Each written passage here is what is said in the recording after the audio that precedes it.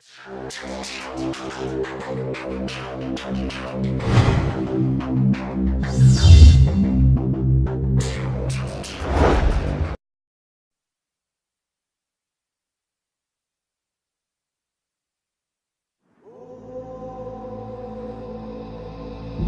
is one of the most mysterious places on Earth. An entire sovereign nation surrounded by a single city. The Vatican. For centuries, it has influenced world events, perhaps more than any other country on Earth.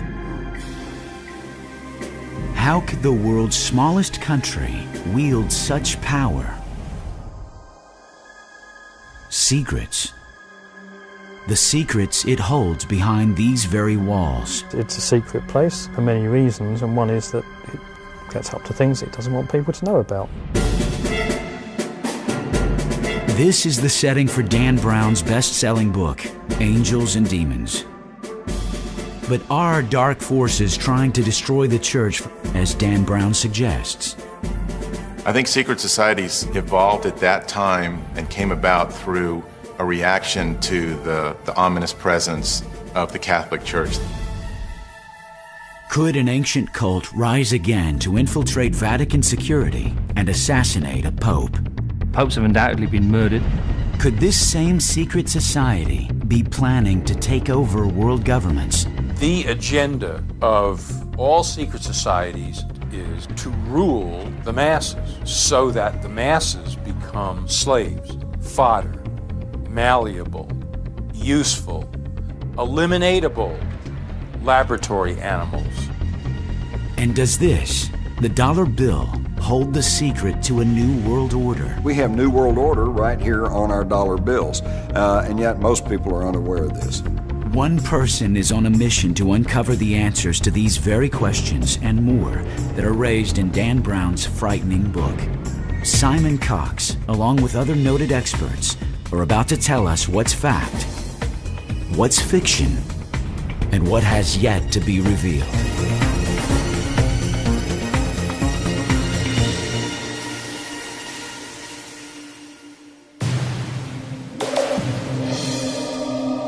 Rome, once the ruler of the Western world. Today, this nation-city is both the cultural nerve center of Italy and the setting of Dan Brown's best-selling novel, Angels and Demons.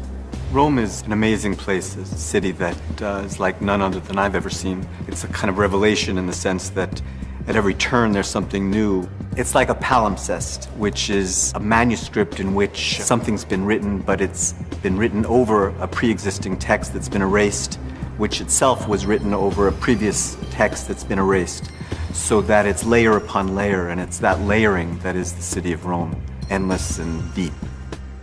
You turn a corner, there's a modern building sitting on a Roman building, sitting on something earlier still, and at every corner, at every turn is a new discovery. But it's not only ancient buildings which lay hidden beneath Rome's streets. In the city where Caesar was murdered, where Constantine helped engineer the emerging religion of Christianity, a new and sinister society reportedly existed. The Illuminati, the Illuminated. Dan Brown's Angels and Demons raises vital questions. Do they still exist? And if they do, who are they? The central theme within Angels and Demons is this idea of a secret society called the Illuminati. Did they really exist? If so, what period of history? Are they still around? These are questions that are really thrown at us from the book, and Dan Brown tries to answer them by saying, yes, they're a real secret society, they still exist today, they still exert influence and pressure, just as they did through history. Historian Simon Cox has made a career of studying the past. Now he's making a career investigating the theories behind Dan Brown's mysteries. In his newest book, Illuminating Angels and Demons, Cox finds himself on the trail of the Illuminati, much like Dan Brown's hero, and for good reason. It's a book that deals with secret societies, with Christianity and its interaction through the ages with us as people, as man, and the idea that there may actually be some other hidden thread of knowledge, of illumination that runs through that.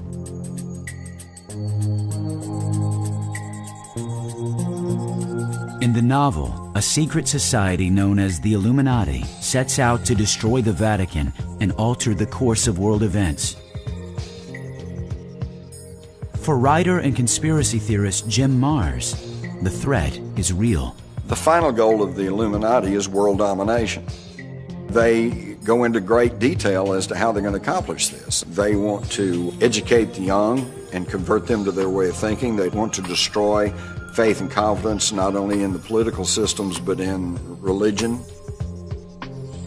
Fact is slightly different really to the fiction that Dan Brown has brought forward in Angels and Demons, in so much as the Illuminati, through my research I found, did exist as a real society. In fact, there were several different versions of the Illuminati. You have Illuminati springing up in southern France, in Spain. A look through history books shows that over the centuries, several groups have taken on this name. In Spain, they were persecuted, burned at the stake by the Catholic Church during the famous Inquisitions. But the mystery doesn't stop there. They're disparate groups, they're not groups that are linked. And the word Illuminati, or illuminated ones, or ones who see the light, is actually, when you think about it, would be a pretty normal name for various groups who want to be enlightened. And so I think that as a coherent body of people, a coherent secret society that has lasted throughout history, stretching all the way back to Egyptian times and through to the modern era, I think it's a non-starter. I don't think you have evidence for that. However, we certainly have evidence that a group called the Illuminati, who may well have existed through to modern times, certainly started in the 1770s in Bavaria.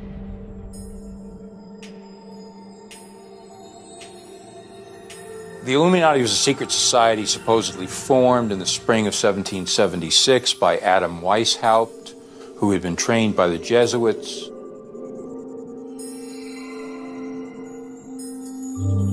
Devin Jackson is an investigative journalist for some of the most important publications of today. He believes the name Weishaupt is no accident. Jackson suggests that the name was fictitious, part of a secret code used throughout Europe that was the beginning of a fight by elite members of science against church-sponsored governments. Even more, Jackson believes the Illuminati may have started long before Adam Weishaupt took on the name. The question raised, however, is why would such a battle even exist?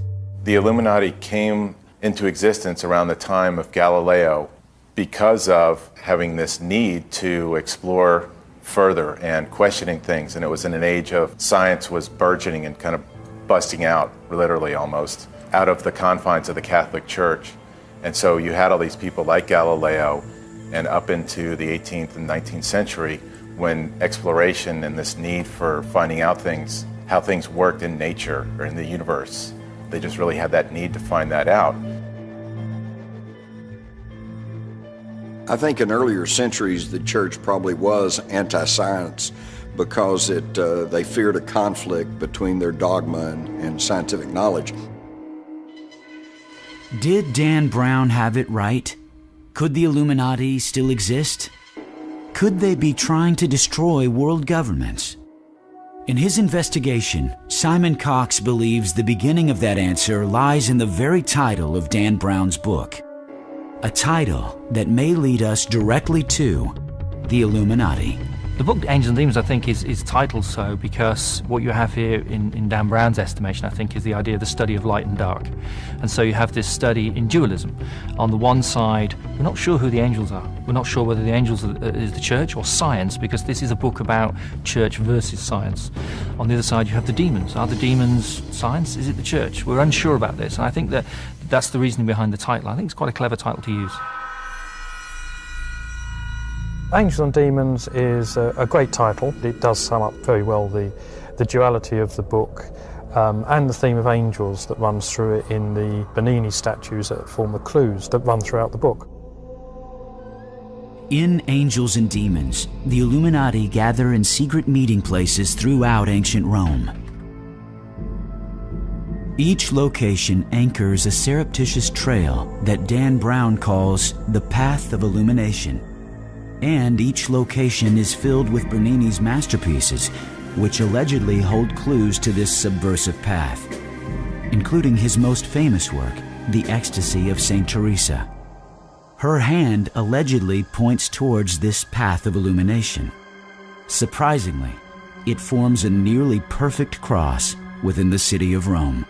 I think the path of illumination that Dan Brown highlights in his book is a real, it's something that has been used throughout history, although maybe not in the context that Brown is actually bringing it forward within Angels and Demons. The idea behind neophytes, behind initiates actually walking a path, metaphorical or real, is something that we do find symbolically throughout history.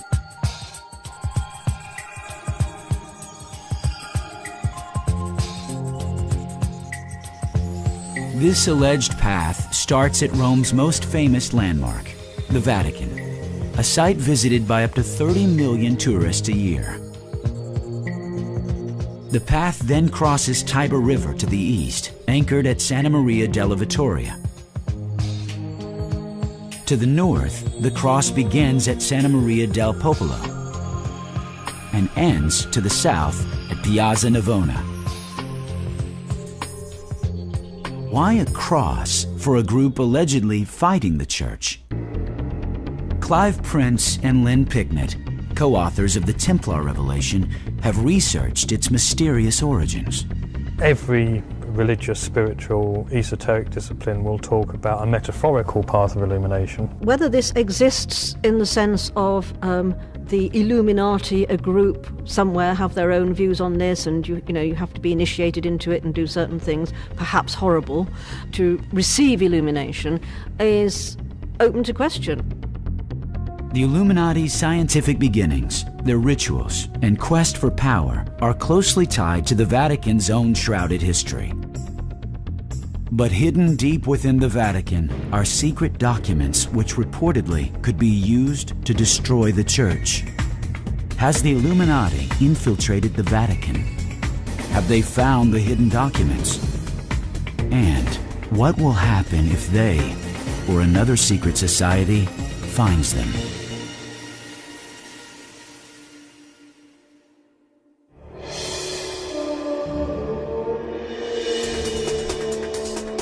The Roman Church obviously is among the richest, most powerful institutions on the earth and has been for many centuries.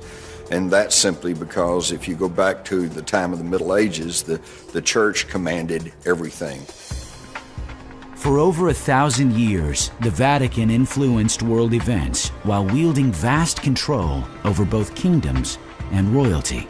They told the kings what to do, they loaned money, they ran every facet of everyone's life. And today, of course, with the democracy, freedom springing up around the world, they have lost some of that power, but they are still a very formidable institution. One example of the power of the Roman Church is that in the 1980s, they were allowed to open an embassy in Washington, D.C., which is still there today. So we recognize the Vatican as a separate nation, a separate state, and we have diplomatic relations with it, even though to many people this flies in the face of our contention that we have separation of church and state. The Vatican's location is a key part of Roman Catholic history, one that goes to the core of its faith. According to Catholic and Vatican history, the bones of St. Peter are buried underneath the cupola of St. Peter's Basilica in Vatican City, Rome. But what if the Vatican is not built over the remains of St. Peter? What if something else is buried underneath its ancient floors? This, though, is open to debate, and it is a contentious issue. Many people suggesting they're not his bones at all. Many people suggesting that they're actually the bones of an animal. Since its founding by Constantine the Great, nearly 400 years after the death of Jesus, the Vatican has been dogged by accusations of conspiracies and cover-ups, rumors which have continued for centuries. Some of those secrets could undermine the very foundation of the Church. It is information that the Church does not want to fall into enemy hands, like the Illuminati. We have the catacombs under the Vatican, which hardly anyone has ever been able to penetrate. All kinds of wild stories circulate about that, up to and including the possibility that they have the mummified body of Jesus, that they have lots of ancient artifacts, lots of historical objects that could point to a more honest and true understanding of human origins.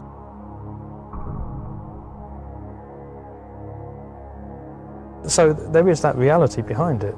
There is, it's a secret place. It is secret for many reasons, and one is that it gets up to things it doesn't want people to know about. The Church believes that St. Peter was given the authority by Christ to set up his church forever because St. Peter was the first person to see the risen Christ. This is a kind of article of faith of the Catholic Church. And all you have to do is read the New Testament to discover that it's wildly untrue. The first person to see the risen Christ was actually Mary Magdalene. In fact, it's not even true that Peter was the first male disciple to see the risen Jesus. The first male disciple was John the Beloved. So what's going on there then? For centuries, questions such as these could not be raised in large parts of the world without fear of persecution. It goes to the heart of the Church. Was St. Peter really the one chosen to start the Church? Is the Vatican the true resting place of his body? Early scientists were some of the first to question. With other religions growing in popularity, the Church had a lot at stake. And the Catholic Church just took this position that we have to be the one faith. We can't have anybody else believing in these other gods or polytheism or some other type of God. It's got to be the Catholic Church or nothing. The Catholic Church took this position, I think, in its first maybe 400 years of existence, that they, at that time when there were also these other faiths competing for people's souls, and so to speak, that they wanted to be the one church that would dominate over all the other faiths that were out there. Adding to the controversy is the Vatican's enormous financial wealth, and more importantly, how it was achieved.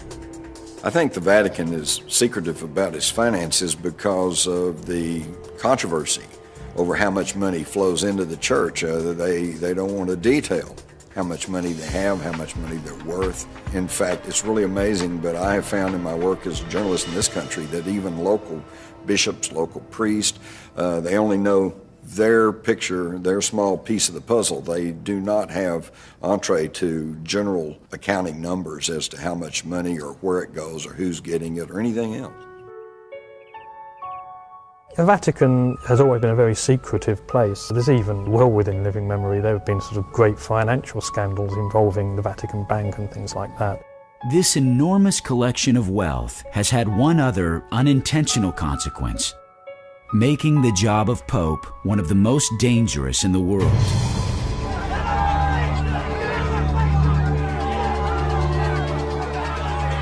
While Dan Brown's Angels and Demons plot revolved around the fictional assassination of a pope, his research was well based in historical fact. Could a pope be murdered? Well, it's a question that Brown certainly brings up within Angels and Demons, and it's certainly something that undoubtedly has happened. Celestine V being a classic example, 5-inch nail in his head, maybe kind of gives that one away as a slightly suspicious circumstance. Stephen Ostro, a professor of art history, has researched the early centuries of the Vatican, uncovering a legacy of persecution and violence. The early popes were almost to a one martyred because they represented a tradition, a faith that was contrary to the Roman law. So if you go into St. Peter's, for example, all the piers of the main nave are adorned with portraits of the early popes, each and every one of whom was martyred for his faith. So popes have long been killed because they are not just religious but also political figures. And so, yes, there's been intrigue, yes, popes have been poisoned, murdered, martyred. But I think in the modern era, let's just say since the 17th century, it hasn't been quite so bad as it was in the early days. The battles of the early church were over power, world domination, the same goal as other secret societies. Scary times are good times for the church. The agenda of all secret societies that have a negative impact is to rule the masses.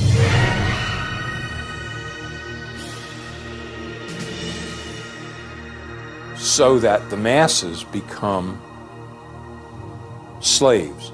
But it all starts with the idea of a few elite people looking down their noses at the rest of humanity.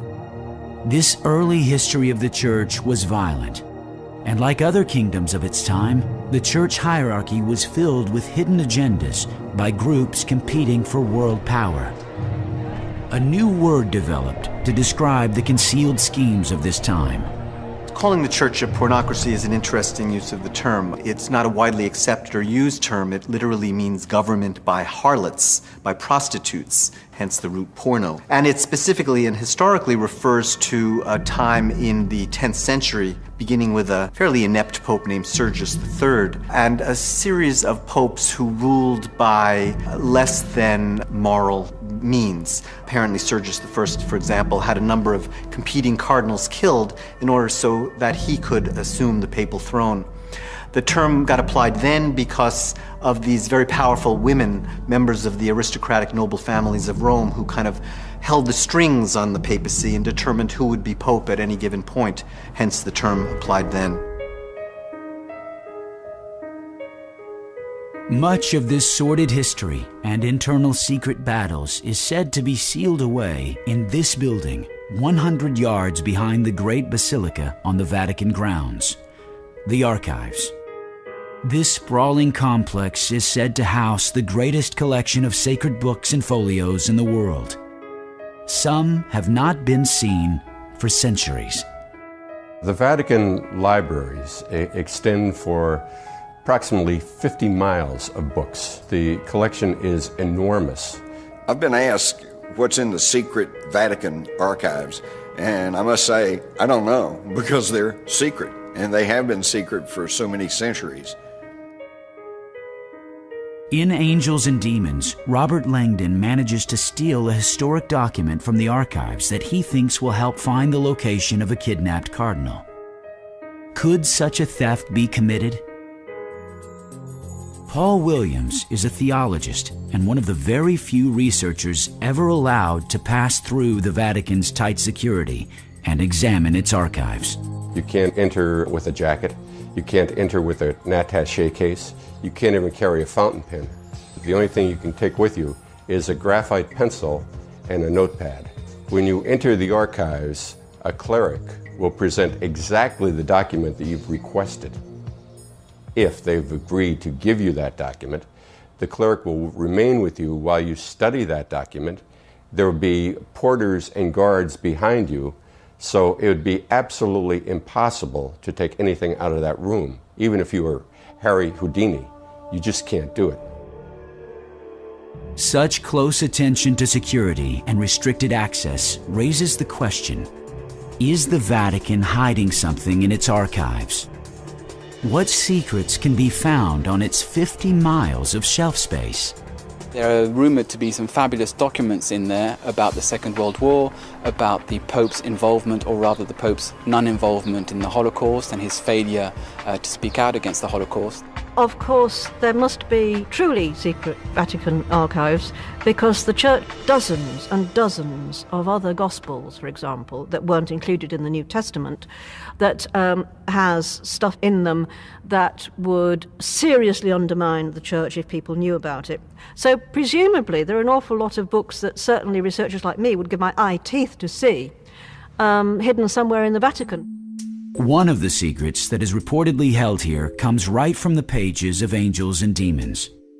Suppressed historical documents, including unpublished writings and research by early scientists. Those writings could include materials of Galileo and Copernicus. Both were considered enemies of the Church. Both were linked by Dan Brown to the Illuminati. When Galileo made his revelation that, hey, the Earth and the Moon and all the planets revolve around the Sun, number one, this was disturbing the orthodoxy of the Roman Church, and two, they probably were afraid that this would lend a lot of support to sun worship which is one of the oldest, most primitive religions and one that they were trying desperately to stamp out. I think it's interesting that within Angels and Demons, it's not made implicit, it's not made clear which one is the angel and which one's the demon. As Dan Brown asserts in his book, even though it's fiction, to claim that Galileo and Bernini were either part of the Illuminati or Freemasons, it's not so far-fetched, I don't think. It's certainly open to possibility. There were so many groups, secret groups at that time, it was just kind of the height of secret societies throughout Europe between the 1400s to the 1800s. There's been an age-old war between church and science. It's gone back as far as the foundation of the church itself, and I think this is something that's inevitable when you have a group, a society, like the church, like the Christian church itself, putting down tenets and dogmas and doctrines that they say are absolute, that are immovable, that are truths. And you will also have people challenging those truths. Did the Vatican's oppression of science and knowledge spur the formation of secret societies? Is the Illuminati one of them? Like most persecuted and suppressed organizations, the Illuminati probably did go underground. The Illuminati appeared late in the history of Europe. But where did they really come from? Some historians theorize that the Illuminati evolved out of a once powerful and legendary organization. One that once protected the Pope, but then was destroyed by order of the Pope. The Knights Templar, warrior priests. But were they really eliminated?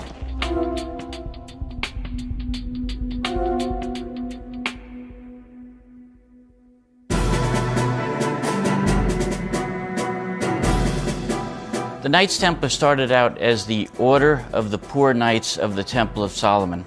The Knights Templar were purportedly to be in possession of the Holy Grail. It was the year 1000. The Western world believed in the legend of the Holy Grail, a cup thought to hold the blood of Christ and his power. And now, a secret society of warrior monks allegedly found the Holy Grail. Through this legend and the power it conveyed, the Knights Templar became one of the most revered and feared secret societies that ever existed. Authors Stephen Ostrow and Devin Jackson, who have dedicated years of research into the Knights Templar, describe them as early defenders of the Vatican who eventually became its biggest threat. They were ostensibly serving to free the roads for pilgrims to go to Jerusalem. They took up residence in the Temple of Solomon. They lived in the stables of the Temples of Solomon, and for about 8 years they conducted an excavation. The Knights Templar were these warrior monks, and what they did was they sometimes served as the guards for the Pope, but what they largely did was that they guarded the route, the pilgrims' route and the crusaders' route on the way down to Jerusalem. There were only 9 of them for about 9 years, so I don't think they could have done that, at least not very efficiently. They quite clearly had another agenda. They did seem to be looking for something in the Holy Land. They were very into secret knowledge. Even though they took a vow of poverty, the knights began accumulating more wealth than many rulers of the day. Land, money, shipping. The knights began to finance monarchies as well as the Vatican. The Knights Templar eventually became kind of a Templar Incorporated. They started the first branch banking, which means you could deposit your gold and silver in England and expect to take it out when you go to Jerusalem, so you wouldn't have to carry it along the highways. So they became the biggest property owner in Europe. At the same time, they owned the biggest fleet. Their vast wealth and influence made the Templars fearless and intimidating. They bowed to no king or leader, and soon, not even the Pope. Their wealth, however, might not have been their biggest threat. Historian Lynn Picknett believes the Knights may have started a new and competing religion. Knights Templar were accused of spitting and trampling on the cross in secret ceremonies and of worshipping a bearded, severed head. And they certainly had a great reverence for John the Baptist, overtly. And what was the significance of this? We discovered that the Knights Templar, when they're in the Middle East, met a group that was known as the Church of John of the East. And it was a group called the Mandeans, who originated around Judea, Egypt, 2,000 years ago. And they were John the Baptist's followers. The Knights might have been following a cult, sometimes called Johnites. But it's what Picknett says next that might have doomed the fearless Knights. They rant and rave against Jesus, who they say was a false prophet, who was a schismatic from John's religion, and certainly it does seem, I mean, modern scholars have found out that it's very likely that Jesus was actually a follower, started off as a follower of John the Baptist. Whatever the reason, the Templars soon grew more secretive, holding surreptitious meetings in hidden locations, much like Dan Brown's Path of Illumination. A growing allegiance to John the Baptist, along with their wealth and power, made the Knights the greatest threat the Vatican had ever seen. The Knights Templar refused to acknowledge superiority of anybody. They were becoming amazingly arrogant. They existed for about 2 centuries as an incredibly powerful, in every sense, order. And then they met with a very kind of sudden, abrupt and rather nasty end at the beginning of the 14th century when first the King of France and then the Pope turned on them. Eventually the Templar Order became so big that they started to arouse the jealousy of the French king and also the ire of the population. They became regarded in Sir Walter Scott's term as haughty as a Templar, meaning that they just were so proud they could do anything they want, and so this aroused the people to be against them. Question's been debated ever since exactly what the motivation for closing this order down was. The standard reason that's given is that the King of France simply wanted their money. The reasons they were given at the time for them being suppressed was that they were the heretics and blasphemers. On October 12, 1307, the Knights Templar saw the end coming. Historians are convinced that they managed to spirit away their vast riches and collected treasure just ahead of the advancing armies of the King of France. These wagon trains full of treasure were brought to the harbor of La Rochelle, and from there they were loaded on 17 Templar ships, which basically disappeared from history. The next day, Friday the 13th, armies of French soldiers arrested all the Templars at every temple that they could find. And then killed them at the stake. Many were burned alive. To this day, some 700 years later, many people still fear Friday the 13th. But by 1307, when the last Grand Knight of the Templars was burned, the purge was complete. King Philip of France now had the funds to launch his war against King Edward I of England. But was the purge successful? Historical authorities like Jim Marrs think otherwise. It wasn't very effective because the Knights Templars had plenty of warning that this was going to happen. In fact, they only rounded up a handful of them. Most of them had fled or had simply changed clothes and blended themselves into the general population. From here, the mystery deepens. What happened to the surviving Knights Templar with their immense treasure and contempt for the Church? Did their descendants become the Illuminati?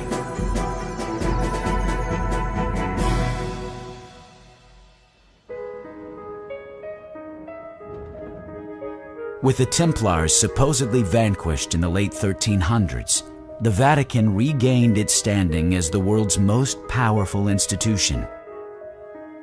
But over time, a more formidable threat to the Vatican came into being: science. Dan Brown's Illuminati are a society of essentially scientists, is the word he uses. It wasn't a word that was used at that time. That was formed in the 1500s so that they could pursue their work and share their work in secret because of the church's attitude to the work they were doing. Betty Ann Brown, an art history professor, feels that early scientists, astronomers, and even artists were the first to challenge the Vatican's view on man and nature. The church has functioned to explain the meaning of existence in a particular way. And science's explanation has often conflicted with the church's.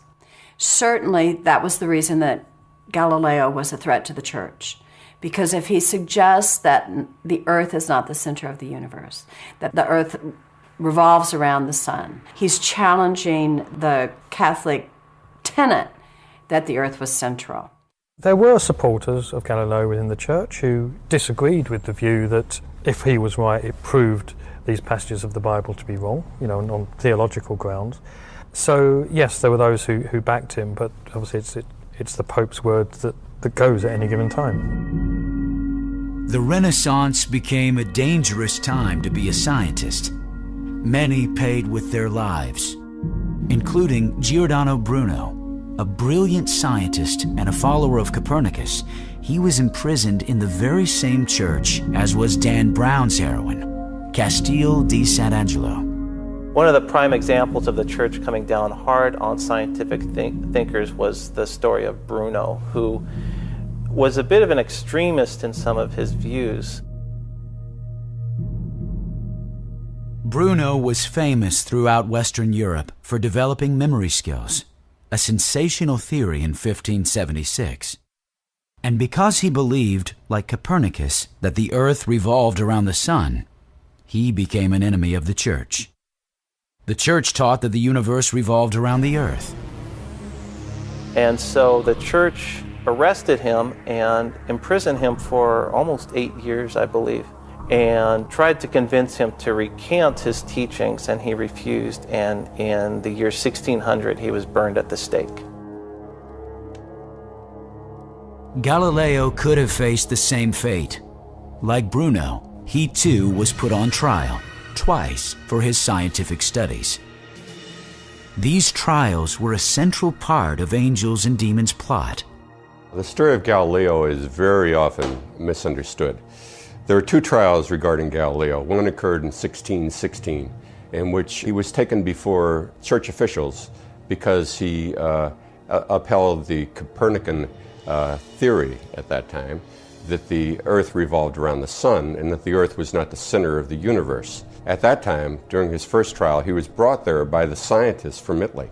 Trial in 1616, he recanted that, and he said, oh yeah, I agree now with Ptolemy that the earth is the center of the universe.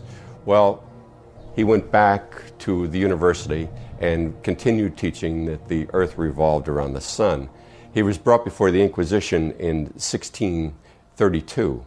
The trial was held in 1633. There's a common conception that Galileo was beaten to his knees and forced to recant and thrown into a dungeon and starved. All these things are not true. Galileo was, at the time of his trial, was living in the Villa Medici. He was living in the lap of luxury. As soon as he recanted in 1633, his sentence of a term in prison was nullified by the Pope, and the Pope immediately gave him a pension to live on for the rest of his life, which he did, and a nice position. Did this persecution drive Galileo to join an underground movement? And as Dan Brown suggests, the Illuminati? Historian Clive Prince has the answer. Galileo couldn't have been a member of the Illuminati because it didn't exist in his day. As to whether he was a member of a similar society, there's no evidence either of his involvement in any kind of movement like that, or his inclination to be involved in anything like that. Still, many leading artists and scientists of the day began joining secret societies, like the Priori of Sion, familiar to readers of the Da Vinci Code. As far as I can tell, Leonardo da Vinci and Isaac Newton were both members of the Priori of Sion, but definitely with Da Vinci, he was into a lot of strange stuff. He was kind of a polymath.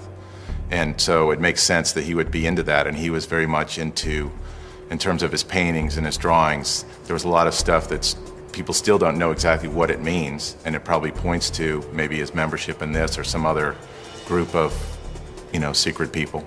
Well, in Angels and Demons, the idea behind much of this is that you look at people like Bernini, the sculptor, and Raphael, and Dan Brown postulates or puts forward this idea that they may have been members of this secret organization, the Illuminati. My research has shown that that is undoubtedly not the case. People like Bernini and Raphael were God-fearing folk. They were kind of coming around at that period of the age of reason and enlightenment, and when a lot of scientists such as Galileo were pursuing knowledge that was outside the purview of the Catholic Church and using rationality and scientific method to get at what they saw as deeper, larger, grander truths. Those larger, grander truths were sought after by more than just Renaissance scientists. This is a war that's been going on for a long time for control of the planet. How do you fight such a war?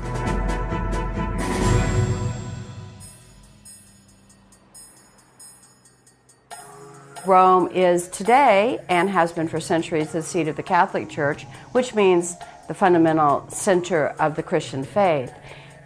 It is a mixture of many other sources from Egypt, from Africa, and from all over the planet. Symbols from other ancient lands cover the city of Rome. It's one reason Dan Brown set Angels and Demons there. Another is its massive treasure of artwork. Art historian Betty Brown suggests both were used to convey covert messages. Some might have even been on the fictitious path of illumination. Bernini, as the Illuminati artist, used Egyptian motifs so much in his work, and that's because there was, at the time that he was working, very much a vogue for things Egyptian, for Egyptian symbols. Since he chose Bernini as the central character in Rome, it's particularly good. The Baroque period was a time in which Western culture was centered around the production of images. Rome was the picture-making center of the entire civilization. Bernini was a superstar on that stage. Superstar might be an understatement. Bernini was one of the most famous artists of all time. Working in the 1600s, he designed the famous columns in St. Peter's Square and the 140 intimidating saints that stare down from him. Bernini as an artist may well have actually embedded within much of his artwork certain symbols and ideas that the church would have seen as kind of in opposition to their standpoint at the time.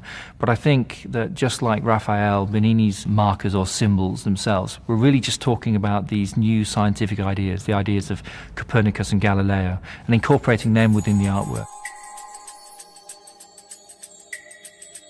The Church of Santa Maria del Popolo is a site, like many churches in Rome, that has a deep history. It's an important place for the Illuminati, if the Illuminati master is going to be Bernini, because it has two major Bernini sculptures. It has a Bernini sculpture of Daniel and one a pairing of an angel and Habakkuk. And the angel has come to Habakkuk to tell him to rescue or help Daniel. And the angel is pointing in one direction. Habakkuk, resisting for a moment, is pointing in another direction. And Dan Brown uses the angel and Habakkuk sculpture to suggest that the angel is pointing in the direction of the next clue. So that's a first major step on his fictional path of the Illuminati.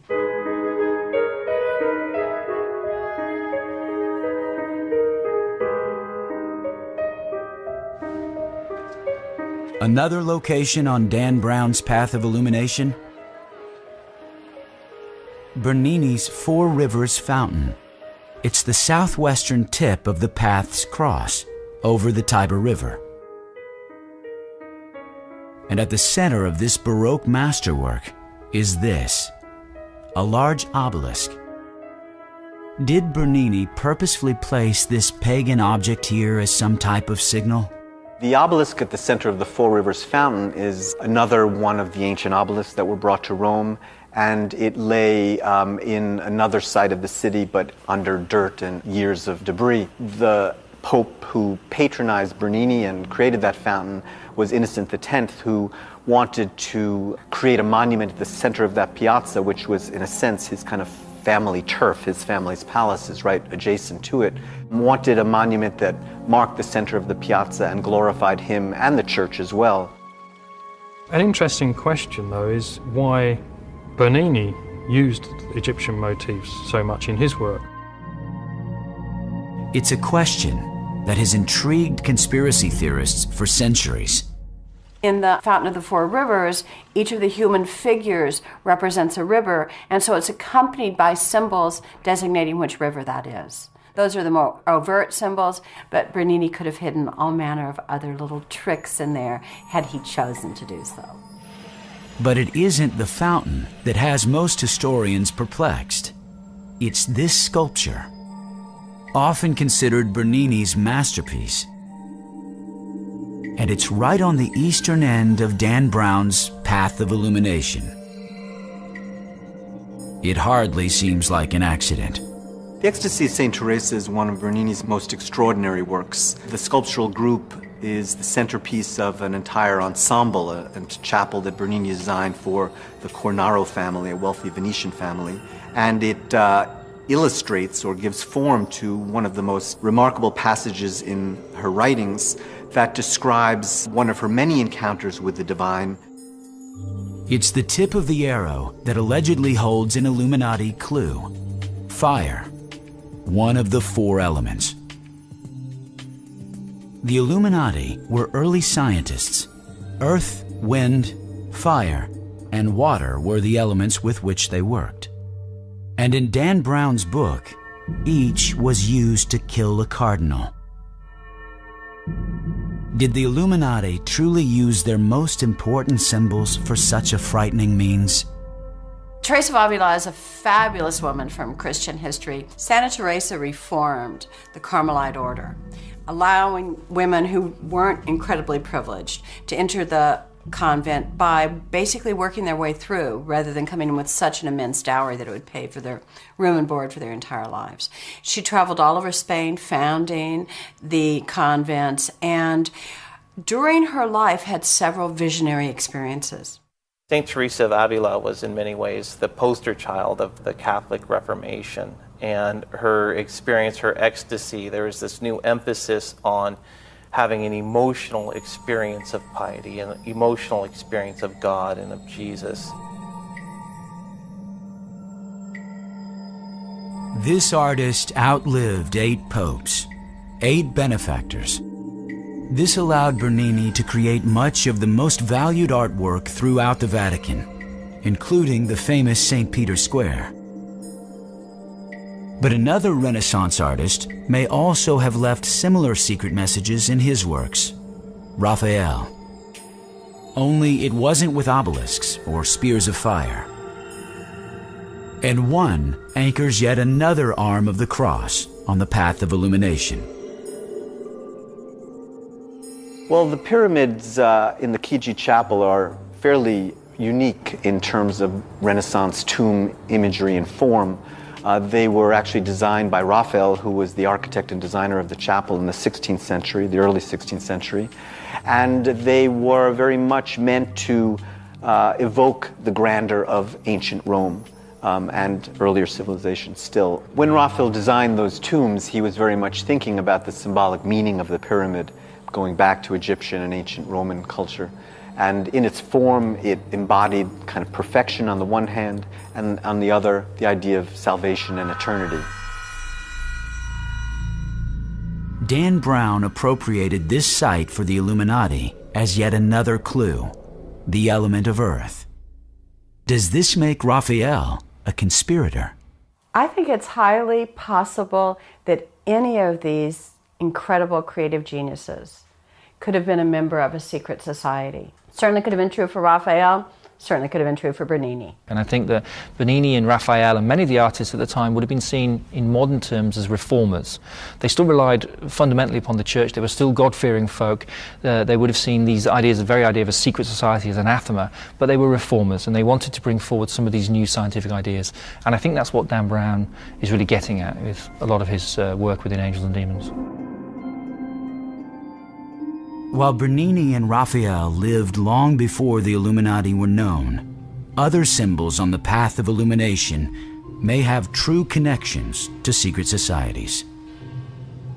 Symbolically, Egypt is the source for the Illuminati symbols that are so significant in the mystery of Angels and Demons. Angels and Demons starts with Robert Langdon, the main character, dreaming of Egypt. I think this is Dan Brown using this device within the novel to draw us into the idea that Egypt and Egyptian symbolism is going to play a very important part in this book. In both Rome and Vatican City, numerous Egyptian obelisks like these sit in open display. Their origins are pagan, yet here they are in one of the most religious sites on Earth. The reason they are here goes back to the very beginning of modern Christianity. The obelisks within Rome seem odd on the surface. You walk around Rome, you see obelisks. There are actually 13 obelisks within Rome. These obelisks account for more obelisks than are actually standing within Egypt. In Angels and Demons, the obelisks also help to form the path of illumination that Robert Langdon uncovers. Professor Eric Johnson is a religious history scholar at UCLA. He suggests there's a reason that Egyptian mysticism was very influential in Christian-dominated Europe, and why such symbols would have been used by secret societies. There is a fascination with Egyptian culture, or at least Egyptian philosophy, during the Renaissance. Renaissance humanists thought that the Egyptians were the source of very, very ancient wisdom that had been lost, and so there was this attempt to recover this ancient knowledge and ancient wisdom. I think the obelisk in St. Peter's Square weighs about 180,000 tons, and so they had to construct massive casings in order to house it, to put it on a kind of causeway and move it, even if it was just several hundred meters. It was a colossal undertaking, thousands of men, horses, and you name it, in order to achieve the moving. It is at the foot of this obelisk where one of Dan Brown's most gruesome murders takes place. The final clue is left by Bernini, who created this square in 1656 to hold 300,000, a staggering number for its day, and a testament to the power of the church. It is this elliptical relief laid in the center of the square by the obelisk, the West Ponente, wind. This stands in St. Peter's Square. It's on one side of the grand obelisk there in the square, the West Ponente, and it really just represents the idea of the wind blowing from the west wind. There are certain Christian symbolic references here that you could make and you could put into that. What Dan Brown had in his book about the Illuminati, what makes them a little bit more on the edge, a darker edge of things, is the fact that a lot of their symbology and the way they went about things and some of their so-called rituals, they borrowed a lot of their symbology and that kind of stuff from Egyptians, from Babylonians, which everybody was doing that at the time.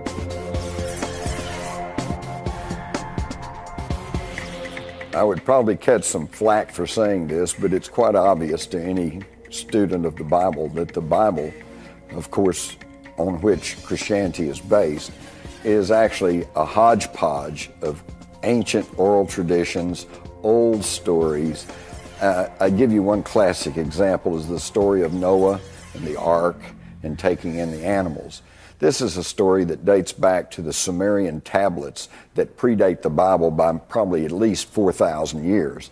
And in the Sumerian tablets, we have the exact same story. The church appropriated many symbols. There are some scholars who believe that the Christian cross symbol is actually an appropriation of the Egyptian Ankh symbol, which, as you know, is like a cross but with a rounded top. But it was worn as crosses are worn today.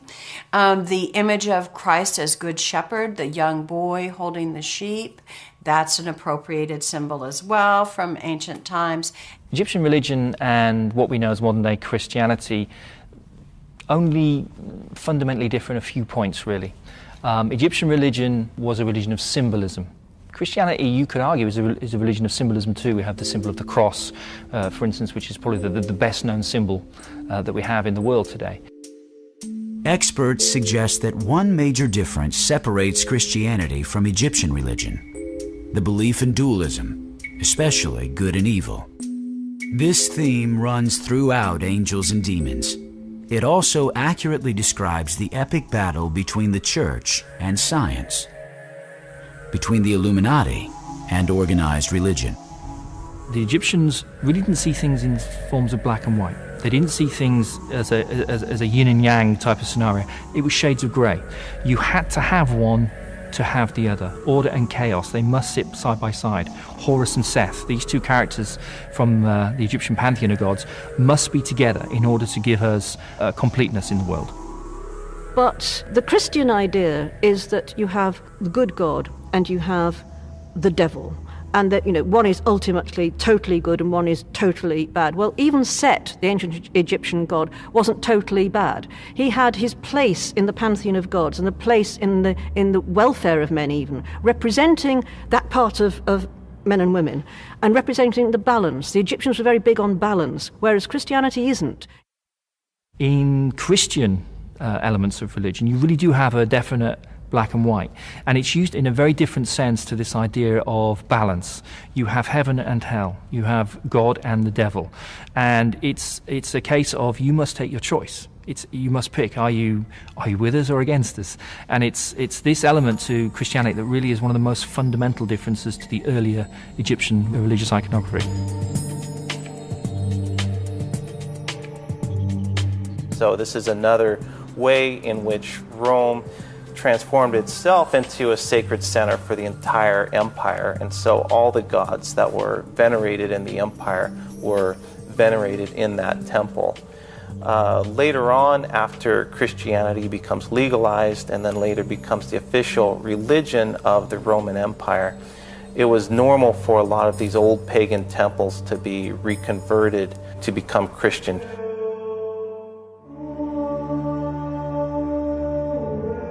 It's one of these very pagan temples that became one of the most famous basilicas in Rome, the Pantheon. Hundreds of thousands of tourists flock here every year, yet few likely know that when they look up, they are looking at a demon hole. Many now, however, may think of it as an Illuminati landmark. The Pantheon has a large hole in its roof, and there's actually a false trail that leads Langdon and Vittoria to the tomb of Raphael. This so-called demon's hole in the temple shows yet again a pagan symbol remade as a Christian symbol. Another example of dualism, good versus evil. They think one of the murders is actually going to take place there. It doesn't take place there. But what's interesting is that they bring into this part of the story the idea of the demon's hole. And this demon hole they equate with the roof of the Pantheon. Historian Simon Cox believes that the path of illumination may be real, at least in one sense. I think the path of illumination that Dan Brown highlights in his book is real.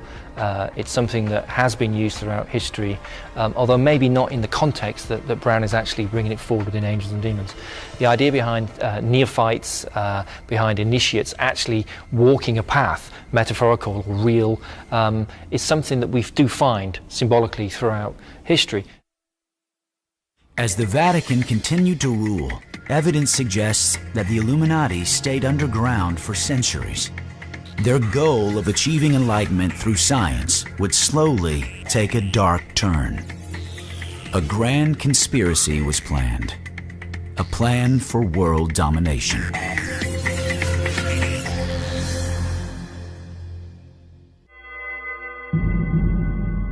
Well, we've all heard that knowledge is power.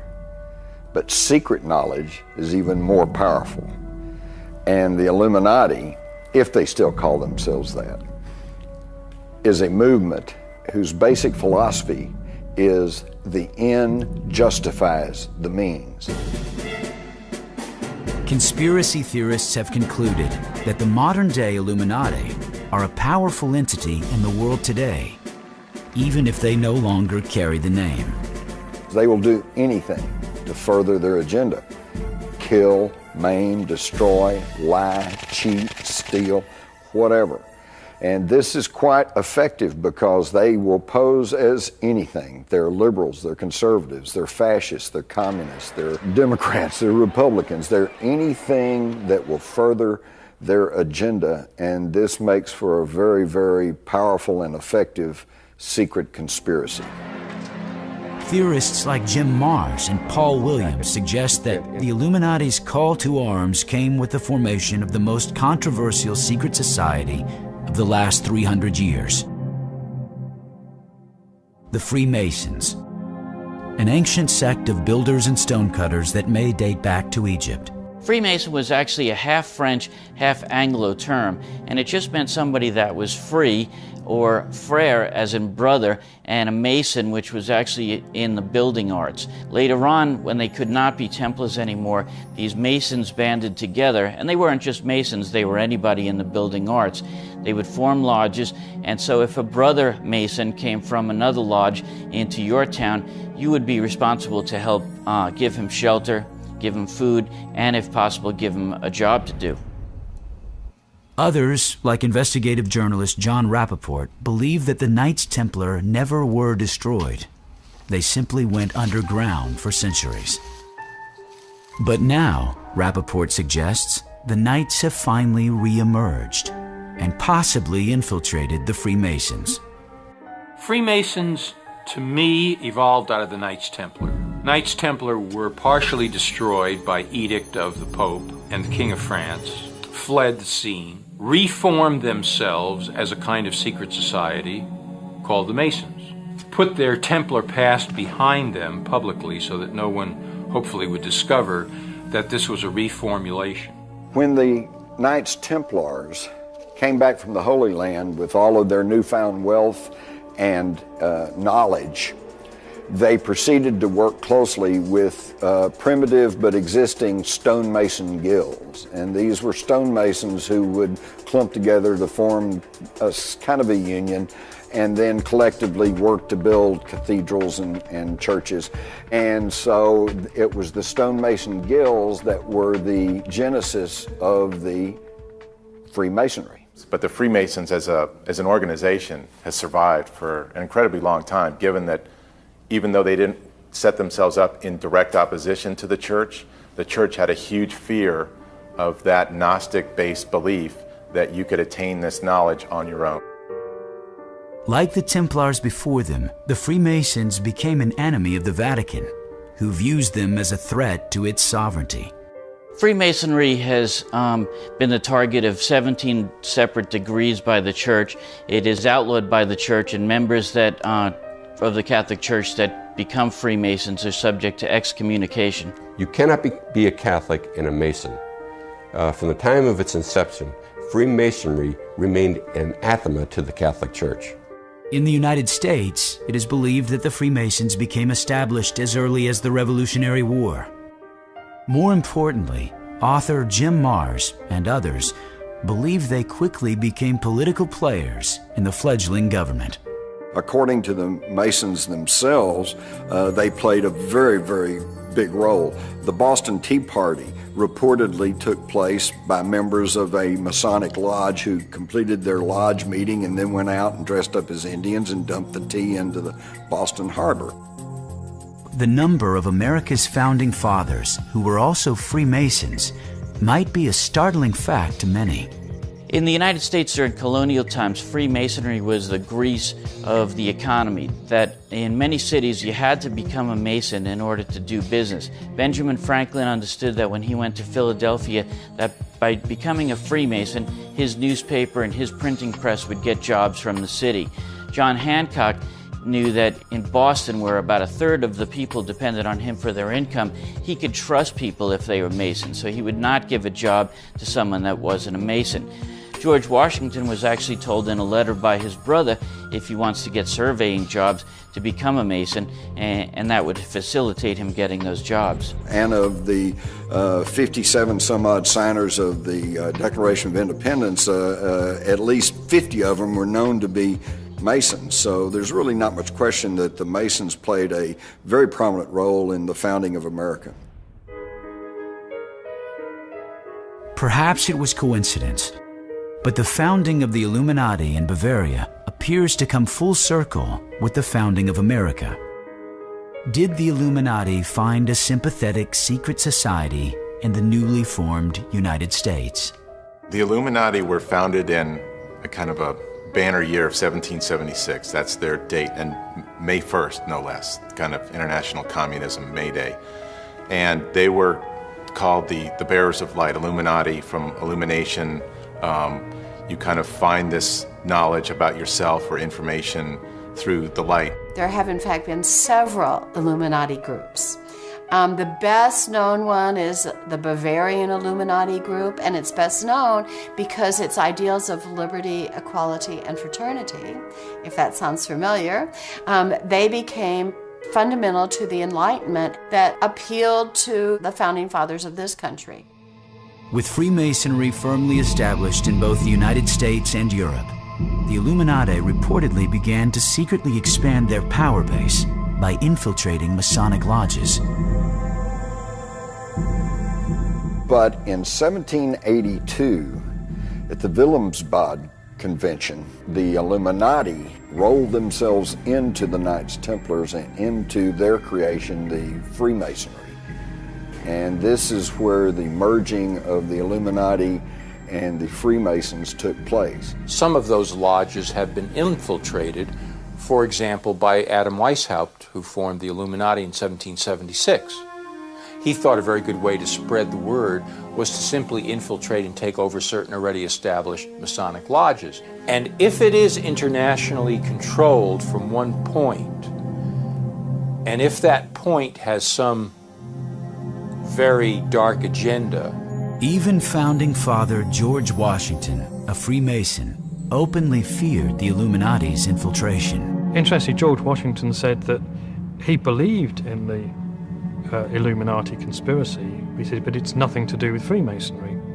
Although he distanced Freemasonry from it, he himself actually believed in this Illuminati conspiracy. A small group of people would have to run Paradise to make sure that it is maintained. The idea was, we'll present this concept of the abolition of private property. That will be our front. There's a lot of people that would love that as a dream because they feel that that would create true equality. But these utopian ideals masked a drive for complete control of world events. Could that drive lead them to take over the United States?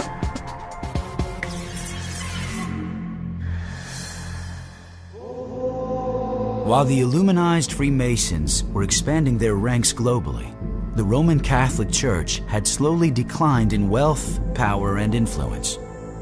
In order to survive, the Vatican was forced to compromise. Some critics say they made covert deals with the devil. Others believe it might have resurrected assassinations of modern-day popes. Well, first with the Lateran Treaty of Mussolini, and then to a reported secret concord between Hitler and the Vatican. There were accommodations made prior to World War II between the fascists and the church. That basically it was kind of, we'll leave you alone if you'll leave us alone. That's why there were no prominent outcry against the atrocities of Hitler and the Nazis by the church. This alleged secret infiltration of the Vatican by outside powers may have saved them from ruin. However, some say it also made them a co-conspirator in the genocide that was to follow. Pope Pius XI signed the Concordat with Hitler and the Concordat with Mussolini. He had promoted these two fascist regimes. Toward the end of his pontificate, he lived to recant these views. He knew that he was wrong, He saw the herding of the Jewish populations throughout Germany and Poland into ghettos, the creation of concentration camps, the persecution of Catholic clerics throughout Germany. By 1939, Pope Pius XI could no longer abide by the clandestine agreement he had made with Italian dictator Mussolini. He decided to separate the church from the fascists. It would be the last decision he ever made. Just on the eve of World War II, Pope Pius XI announced that he was not happy with these concordants that had been reached with the fascists, Mussolini and Hitler, and was threatening to come forward and expose these deals that had been made between the church and the fascists, but then he died suddenly. The sudden death of Pius XI killed the plan to break the Vatican's alliance with the fascists. Just like popes being murdered and martyred in the Middle Ages, once again, the job of being pope had become deadly. Scholars today still raise disturbing questions about the Pope's death. As soon as he died, the papal chamber was entered by two people, just two. One was Cardinal Pacelli, who later became Pope Pius XII, who was the engineer of the Concordat with Hitler. The second was the Vatican physician. Cardinal Pacelli and the Vatican physician immediately ordered Pius XI's body to be embalmed. The Church had never allowed this practice before. Also, the Vatican did not allow an autopsy to be performed, raising further suspicions. Pius XI's death remains a mystery to this day. There is reason to believe that Italian fascists poisoned him. But of course, as with most conspiracies, you keep them covered up not through absolute covering up of facts, but through obfuscation. There's so much claim and counterclaim and controversy that most people just finally get tired of it and turn away. This was not the last time in recent history that secrets, cover-ups, even deaths would scandalize the Church. On May 5th, 1998, Italians woke to shocking headlines. Sangue in Vaticano. Violence had erupted within the Vatican, one of the most secret and protected cities on earth. Someone had been murdered within its walls. On May 4th, 1998, a nun made her way through the barracks of the Swiss Guard in the Vatican and discovered the bodies of the commander of the Swiss Guard, Alois Estermann, his wife Gladys, and a young Lance Corporal, Cedric Tournay. The Vatican, a few hours later, said that the young Lance Corporal had shot the commander and his wife before turning the gun on himself. What was behind this horrific crime? Had the fortress of the Vatican been infiltrated? Was it part of a larger plot to overthrow the Church? Dan Brown couldn't have written the ensuing cover-up better. It was only 4 hours after the bodies were discovered that the Vatican announced that, according to its official version, the Lance Corporal had killed the commander and his wife and then killed himself in a fit of madness. We weren't told what the basis for this conclusion was. The terse nature of the Vatican statement about the Swiss Guard murders only inflamed the story more. Basically, the Italian newspapers had no idea what to make of all this, and all they had to go on were a few lines from the Vatican. So, of course, that's where the question started. What appeared on the surface as a bizarre crime in one of the most protected secret societies on Earth may have been more political than previously known. Now, Cedric Tournay was made out to be a madman, an alcoholic, a drug addict by the Vatican, but the truth is that he was actually quite a typical Swiss Guard. He was dedicated to the Pope, he swore to sacrifice his life if necessary for the Pope, and he wanted to act as a bodyguard for the Pope. And all these expectations that he harbored in him were, of course, turned out to be illusions. But in another twist, investigative journalist Devin Jackson finds a possible link between the Swiss Guard, this elite army sworn to protect the Pope and Church, and a secret society from the past, the Knights Templar. The very knights who once guarded the Pope were destroyed by the Pope. Did this investigation expose the resurgence of this secret society? It's a case that never has been solved. And like their predecessors, the Knights Templar, the Swiss Guard are tightly keeping their secrets. Despite the huge pressure for a public investigation and the public wanting to find out more about the cause of the murders, the Vatican battened down its hatches completely. It refused an offer of help from the Italian Interior Ministry. It refused offers of help from other Italian crime experts. The morning following the murders, all the Swiss Guards were gathered together by the chaplain, and they were made to swear silence on the affair, on anything they knew about the protagonists involved. While the murders cast a more scrutinizing light on the Swiss Guards, their undying dedication to the Pope is beyond dispute. In many ways, they are just as secretive as the Vatican. The Swiss Guard is a secretive institution like any department inside the Vatican. The officers, the men of the Swiss Guard, have to swear an oath of loyalty to the Church, and it's inculcated into them that includes defending the interests of the Church at all times. Though Dan Brown depicts the Swiss Guards as a sophisticated private army in Angels and Demons, experts tell a different story. It's fair to characterize the Swiss Guard as a tourist attraction, a paper tiger, rather than a crack fighting force. Because of their tangible connection with the Vatican, some even suspect that papal foes, like Knights Templar, infiltrated the Swiss Guards centuries ago. When the Knights Templars took off their tunics and rolled themselves into the general population, it stands to reason that they would insinuate themselves into positions of power, to include the Swiss Guards around the Vatican, to include the secret societies. They probably infiltrated many walks of life. The Vatican has always been rumored to have a secret service, but it's not an intelligence system as we know it in other Western countries. It's basically a network of information, a prodigious network of information, because it's based on priests in Italy, but of course all over the world, and all sorts of religious institutions who bring in a flow of information to the Vatican. But there are some blind spots, and one of them is terrorism, and that's why the Vatican have to rely on information from people like the CIA, the French Secret Service, or even the Italian Secret Service. My key conclusion after watching and talking to the Swiss Guards is that they're not equipped to protect the Pope. The biggest threat to the Vatican, though, may not be from terrorists. Have secret societies infiltrated the Church itself? Some believe that they have, and that there is a money trail leading to more murders at the Vatican. Perhaps even of another pope. It would be most instructive if everyone was to study the P2 scandal in Italy back during the administration of Ronald Reagan back in the 80s. P2 stands for Propaganda Dua, which is the name of a Masonic lodge in Italy. They said they were financed through Illuminized Freemasons in Switzerland, known as the Gnomes of Zurich.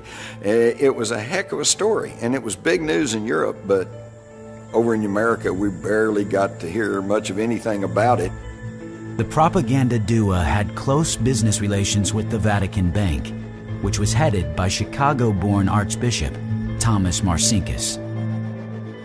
Eventually, several high-ranking cardinals and bishops became members of the Masonic-led P2. But here we have it in the 1960s, a secret Masonic organization that became incredibly powerful, with tentacles throughout the world, and you had over 121 Catholic hierarchs. I'm talking about archbishops, bishops, cardinals, members of the society. By 1978, the newly appointed Pope John Paul I became aware of the Vatican's relationship with P2. He began an investigation, but he would not live to see it completed. Did the trail from the Knights Templar to the Illuminati and finally to the Masons somehow lead to John Paul's premature death? Historian Clive Prince believes it could have been an inside job. That many people have suspected that that was a result of some kind of faction within within the church, within the Curia, the church's civil service, if you like, that didn't want this man to be pope because of financial scandals that were going on at the time that they thought he might uncover. A few years after the death of John Paul I, the Vatican was swept up in the Ambrosiano affair, one of the world's biggest banking scandals, which led to another bizarre death. The P2 were also very big into banking, and around this time, the bank Ambrosio, one of the largest banks in Italy, and it was called the Vatican Bank, failed. The head of the bank was a person named Roberto Calvi, who was found hanging from the Blackfriars Bridge in London with stones in his pocket, kind of symbolic of a Masonic assassination rather than a simple hanging. A Masonic rule says that a traitor should be dangled before the rising tide, which he was, and a traitor should be assassinated with the marks of Masonry, the group that he had betrayed, ergo the 5 bricks within his pockets. While the assassination of a pope is fiction in Angels and Demons, the world watched in horror as a real assassination attempt of Pope John Paul was broadcast live on television. Even today, the question remains, was it a lone gunman, or was there a larger plot? The assassination attempt against Pope John Paul II in May 1981 in St. Peter's Square is the only murder attempt in recent times. He was surrounded by Vatican security officials, including senior officers of the Swiss Guard. The attempted assassination of John Paul II back in 1981, that it wasn't another case of a lone gunman, this guy Ali Akka, who was a Muslim, that it involved both the KGB through some weird, still shady Bulgarian connection. Did Pope John Paul II's strong stance against communism incite the plot to assassinate him? Was his attacker part of an ancient secret society called the Assassins, which have been linked to the Knights Templar? Ronald Reagan and John Paul II set up this agreement where they were in a battle. It was kind of toward the end of the Cold War, so they wanted to get rid of communism. And the liberation theologists, which were all in South America and Central America at that time, at the height of their controversial rise, Reagan said, if you help me defeat communism, I'll do what I can to kind of keep the liberation theology movement, down there and allow you to keep more control over those people. It's documented that Reagan and John Paul II, as the head of the Vatican, were going to try and do what they could to stamp out communism. So naturally, the Soviet Union felt threatened enough to perhaps use this Bulgarian connection to off the Pope. If there was a conspiracy to kill John Paul II, the Vatican's perpetual secrecy effectively killed the investigation into the case. We have the case just after the attempted murder of Pope John Paul II in 1981, when the Italian authorities trying to find out information from the church about what they might have known about the run-up to that attempted assassination. But there, the church refused to give any information to the magistrates, so much so that one Italian public prosecutor accused the Vatican of placing a tombstone on his inquiry. But it wasn't just the Vatican that was threatened. Reportedly, the Illuminati had infiltrated the Freemasons. And across the ocean, in a prosperous America, the Freemasons were surprisingly aggressive at infiltrating the government of the United States, eventually reaching its highest levels. To the question which presidents were Mason, it's more which presidents were not Masons. People up to George Bush and Delano Roosevelt, Harry Truman, Reagan. It's just a laundry list. Just about every president has been a Freemason. It's just funny to think of who the Freemasons have been or are, like the astronaut Buzz Aldrin or John Wayne or Bob Hope or W.C. Fields. People that you never, it's like, what are they getting out of being a Freemason? And it's a fraternal organization. And this is where the Freemasons have been at odds. Franklin Roosevelt was one of them that did reach the highest level of Masonry, and he worked his way up for a long time in Masonry. Gerald Ford might have been given the title strictly as an honorary basis, but some Masons believe as many as 1/3 of the presidents of the United States were Freemasons. During Franklin Roosevelt's presidency, A subtle change in the $1 bill is thought to have signaled the arrival of a powerful secret society in the United States. One of the things Dan Brown mentions in his books is the Masonic imagery on the dollar bill, and there's much to that. We have the Great Seal, which has a lot of Masonic imagery, such as the arrows and the olive branch. Here we have the all-seeing eye of knowledge at the top of the pyramid, but it's separated from the rest of the pyramid. And this is Illuminati imagery indicating that they alone have this knowledge and that all the rest of us are down here on the lower part of the pyramid. Treasury Secretary Henry Wallace, who according to Simon Cox was a Freemason, added Masonic symbols to the Great Seal of the United States. He also added these frightening words. The term Novus Ordo Seclorum actually means the New World Order. Masonry calls this god the Great Architect. So, in other words, we have New World Order right here on our dollar bills, and yet most people are unaware of this. The dollar bill might be just the beginning of evidence that the long trail of the Knights Templar to the Illuminati and now to the Freemasons has infiltrated the government of the world's largest free nation. The Washington Monument is an obelisk. It's in the form of an Egyptian structure that basically has the same meaning. It was originally for the god Osiris, but it's just a sign of any god and the power of that god. The whole layout of Washington, D.C. is done to a sacred architecture. The Capitol building, the White House, and the Washington Monument are the three most important pieces there. The most startling evidence of Illuminati influence is with the Bilderberg Commission, arguably one of the most powerful groups in the world who many suspect of controlling the world's economy and even its governments. The Bilderbergers came along in 1954, I think. They were founded by another Freemason, this guy Prince Bernard, who was part of this Merovingian dynasty, as he claims, also affiliated with the Nazis. They used to meet in this hotel in the Netherlands called the Hotel Bilderberg. So they just started calling them the Bilderbergers. At one of their later meetings, David Rockefeller, who a lot of people see him as this huge kind of master puppet, kind of pulling the strings of world leaders, he proposed the idea at a Bilderberger meeting that we should have a commission, which later came to be called the Trilateral Commission, which is, coincidentally, there are three parts of the pyramid. The purpose of the Bilderberg Group was a united Europe. Started with a common market. You now have the European Union that is desperately trying to get its member nations to ratify a constitution that will mean that the already top-heavy governments of these individual countries in Europe will now be run by a super top-heavy organization called the European Union. Bureaucrats will run all of Europe. There will be no borders, the rule of the few over the many.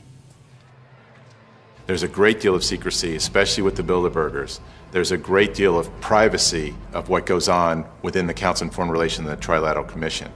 And the fact that they want to try and shape the world as they see it, that's what is best for the world, and we know how to do that. That's what leads to lumping them in with the New World Order, the pyramid, the eye in the pyramid, lumping them in with Masonic traditions. The Vatican is saved at the end of Angels and Demons. But does the fight between science and the church continue today? I've been asked in the struggle between the Illuminati and the church, who's winning? And it's hard to say because this is a sub rosa conflict. You don't read about it in your newspapers or your news magazines, and you don't see it on television. But stepping back and taking the long view, I think you find that the influence of the church is waning, and there is growing chaos in the political field and growing control in the corporate field. So I would have to say the Illuminati seem to be ahead at this point. They've always fought against science, and even though it's 400, 500 years late, they finally just got around to absolving Galileo of claiming that the sun was the center of the universe. They would still kill Galileo today or chain him up. They would still burn Giordano Bruno at the stake as they did if they could get away with it. They just know they can't get away with it. They have to do this by other means. That is the hope. That is the plan. That is the strategy, to support situations in which chaos will reign. Does the Illuminati still wield power in secret societies? Are they still fighting for a new world order? This is a war that's been going on for a long time for control of the planet. How do you fight such a war? And in the end, who will win?